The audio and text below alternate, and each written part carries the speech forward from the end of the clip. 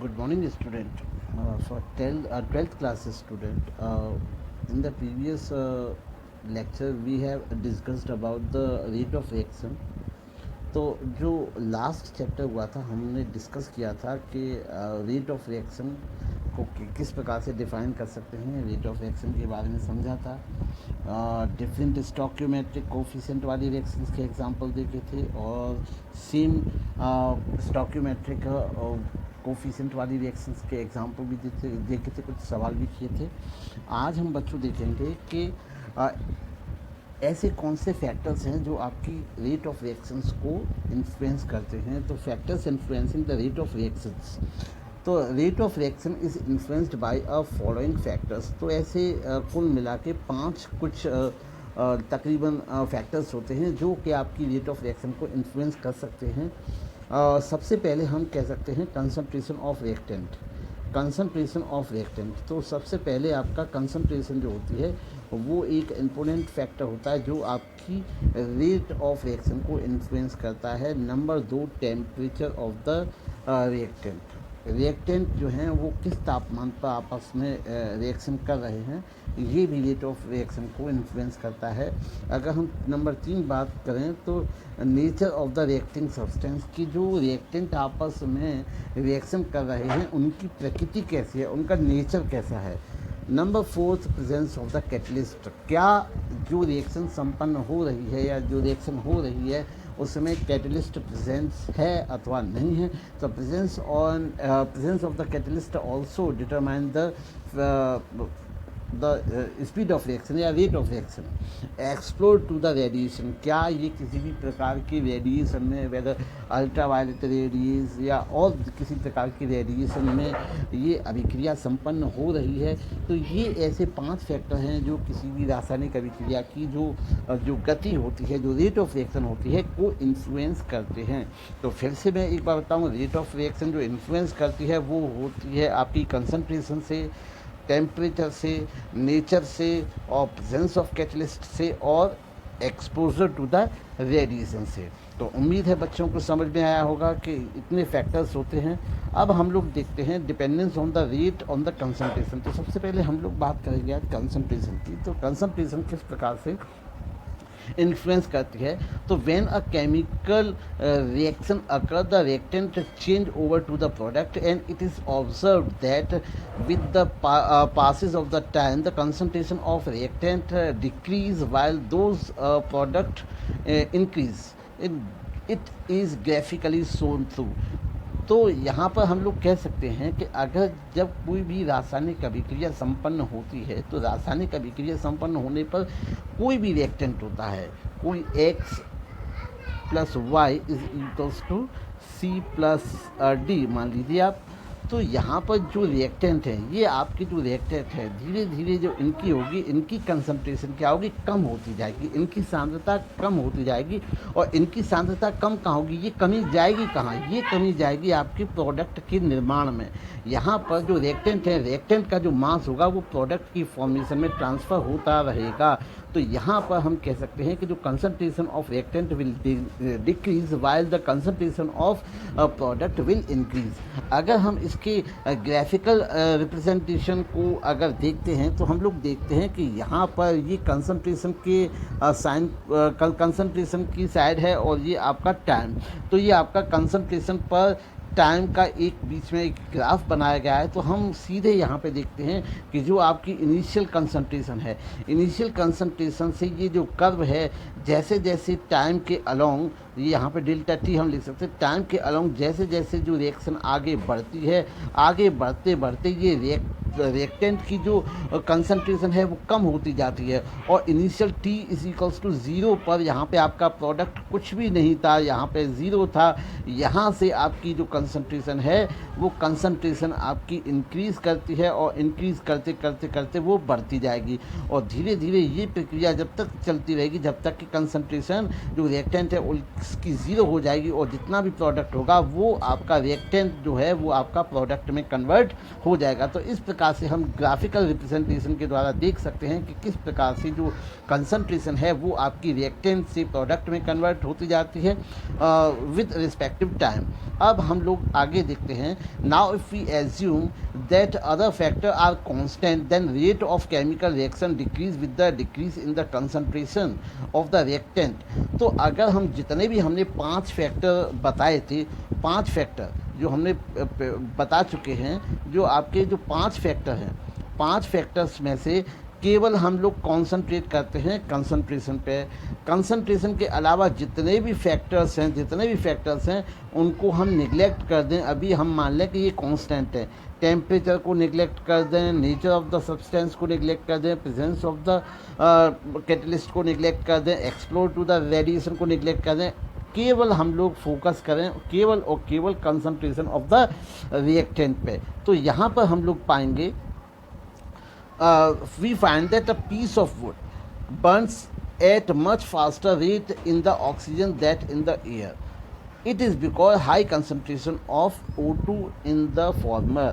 यहाँ पर हम कहते हैं कि अगर कोई हम लोग लकड़ी का जो कह सकते हैं कि एक वुड का एक पीस है उसको हम जलाते हैं तो वो उतनी ही तेज़ी से जलेगा जितने की वायु में ऑक्सीजन की कंसंट्रेशन होगी। जितनी ज़्यादा मात्रा में ऑक्सीजन की कंसंट्रेशन होगी उतनी ही मात्रा में ये आपका, क्योंकि हम लोग कह सकते हैं कि जो जैसे अगर मैं कहूँ कि यानी बर्निंग की जो प्रोसेस है, मैं अपने छात्रों को पहले ही बता चुका हूँ कि जो बर्निंग की प्रोसेस है वुड मीन्स प्लस ये आपका ये यहाँ पर रिएक्टेंट, यहाँ पे आपका ऑक्सीजन, बर्निंग का मतलब होता है आपका रिएक्शन विद ऑक्सीजन।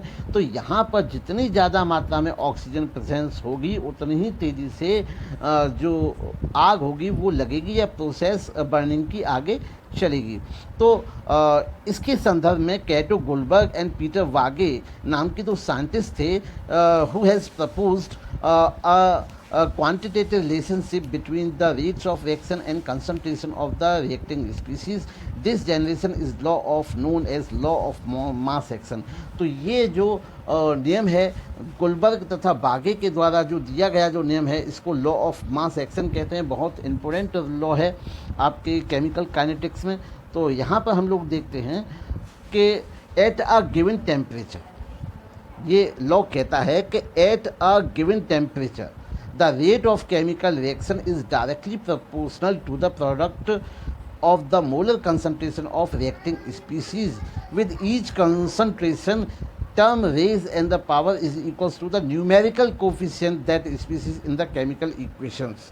तो इस प्रकार से हम लोग देखते हैं कि जो किसी भी रिएक्शन की जो अभिक्रिया की जो दर होती है वो उसकी जो रिएक्टिंग जो आपके रिएक्टेंट होते हैं उनकी मोलर कंसंट्रेशन के प्रोडक्ट के इक्वल होती है। तो इस प्रकार के जो आपका जो रूल है उसको हम एक एग्जाम्पल की सहायता से हम लोग समझेंगे कि यहाँ पर हम लोग एक देखते हैं कि एक हाइपोथेटिकल एक रिएक्शन है जिसमें हम लोग रिएक्टेंट मान लेते हैं A प्लस बी और A प्लस बी मिलके कोई भी प्रोडक्ट को बनाते हैं। यहाँ पर आपका कोई भी प्रोडक्ट प्रोड्यूस होता है A और B, यहाँ पर कोई भी केमिकल रिएक्शन है, यहाँ पे A और B आपस में मिलकर कोई प्रोडक्ट बनाते हैं। तो यहाँ पर अगर हम रेट ऑफ रिएक्शन अगर हम बनाएं तो इसकी जो according to the law of mass action, तो जो इसकी जो रेट ऑफ रिएक्शन होगी, rate of reaction will directly proportional to concentration of A and concentration of B और the product of concentration A and concentration B। तो यहाँ पे सब बच्चे गौर से देखेंगे कि R rate of reaction, R represent rate of reaction is directly proportional to the product of concentration of A and concentration of B. Square bracket is representing molar concentration of A and B. तो यहाँ पे हम लोग देखते हैं कि इस प्रकार से rate of reaction R is directly proportional to the A and B. अगर हम मैथमेटिकली इसको आर को हटाने का काम करें, प्रोपोर्शनलिटी साइन को हटाने का काम करें, तो हम लोगों को यहाँ पर एक प्रोपोर्शनलिटी कांस्टेंट लेना पड़ेगा, जो कि हम लेते हैं के। तो यहाँ पे R is equals to K concentration of A and concentration of B. तो इस प्रकार से हमने देखा कि जो rate of according to the law of mass action, the rate of reaction is equals to proportionality constant, जिसको हम रेट कांस्टेंट भी कहते हैं, और product of the both the reactants. Now तो इस प्रकार से हमने देखा कि where A and B are the molar concentration of the reactant A and B respectively, and K is the constant for proportionalities. Now it is known as rate constant. तो ये जो के है, के को हम rate constant या velocity constant या specific rate constant, reaction rate के नाम से भी जानते हैं। If the concentration of all reactive species is taken as unity, तो rate is equals to K. अगर हम किसी भी कंसंट्रेशन को हम अगर यूनिट मान लें, एक मान लें, तो rate of reaction will equals to rate of constant. Here concentration of A and concentration of B, दोनों के जो प्रोडक्ट है वो हमने क्या मान लिए, एक यूनिट मान लिए। तो यूनिट अगर हम मान लेंगे तो rate of reaction will equals to K, अर्थात आपका जो रेट ऑफ रिएक्शन है वो आपका रेट कांस्टेंट के बराबर होगा, अगर दोनों की जो कंसंट्रेशन के जो प्रोडक्ट हैं वो हम यूनिट मान लें या एक मान लें। तो here the rate constant is defined as the rate of reaction when the concentration of each reactant is taken as unity. अगर हम रेट कांस्टेंट को डिफाइन करने का काम करें तो हम कह सकते हैं कि रेट ऑफ रिएक्शन, किसी भी rate of reaction when concentrate, ये रेट कांस्टेंट वो रेट ऑफ रिएक्शन है जब किसी भी रिएक्टेंट के जो प्रोडक्ट हैं उनकी प्रोडक्ट की जो वैल्यू है वो यूनिटी होगी, वो एक होगी, तब रेट ऑफ रिएक्शन जो होगी वो आपके रेट कांस्टेंट के बराबर होगी, या फिर इसको हम स्पेसिफिक रिएक्शन रेट कहते हैं। For any general hypothetical reaction, यहाँ पर एक और हम हाइपोथेटिकल रिएक्शन देख सकते हैं। तो यहाँ पर हमारी ये देखते हैं कि आपका ये आपकी A, small A mole of A, small B mole of B, ये दोनों आपके रिएक्टेंट हैं और प्रोडक्ट प्रोड्यूस करते हैं C mole of capital C and D mole of capital D. तो इस प्रकार से आपका जो कह सकते हैं कि ये जो इसकी रेट ऑफ रिएक्शन होगी, तो rate of reaction will equals to K product of क्या, रेट ऑफ रिएक्शन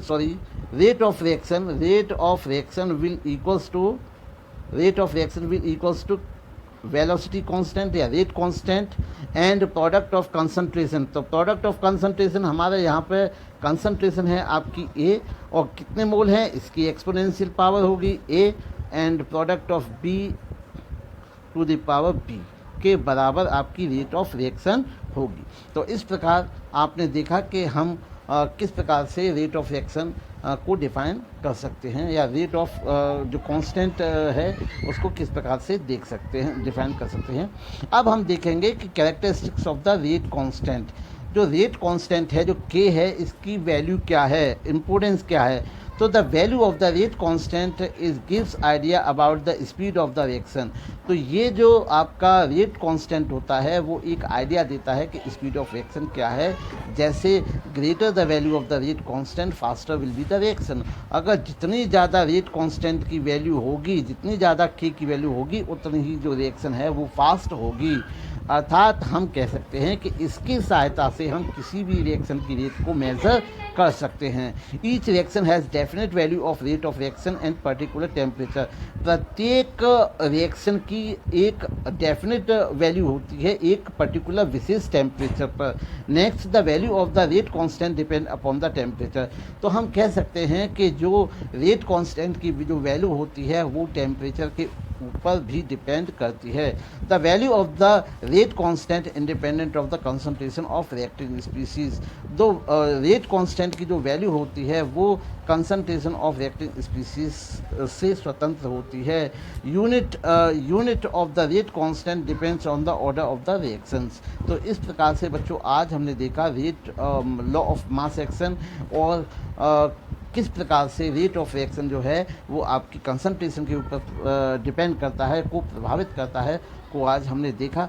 और उम्मीद है बच्चों को आज के लेक्चर से काफ़ी जानकारी मिली होगी। इसके आगे हम लोग टॉपिक कवर करने वाले थे आपका कॉलिजन थ्योरी। तो यहाँ पर मैं बच्चों को बताना चाहूँगा कि सब बच्चों के पास डिलीटेड जो पोर्शन है की PDF फाइल होगी। सब बच्चों ने देख लिया होगा कि कौन कौन से टॉपिक हमारे इस बार बोर्ड एग्जामिनेशन से डिलीट कर दिए गए हैं या हटा दिए गए हैं। तो उनमें मैं बताना चाहूँगा कि जो केमिकल काइनेटिक्स है, केमिकल काइनेटिक्स से कॉलिजन थ्योरी और उससे संबंधित न्यूमेरिकल्स को रिमूव या डिलीट कर दिया गया है। तो इसके बाद हम लोग देखेंगे ऑर्डर ऑफ रिएक्शंस। तो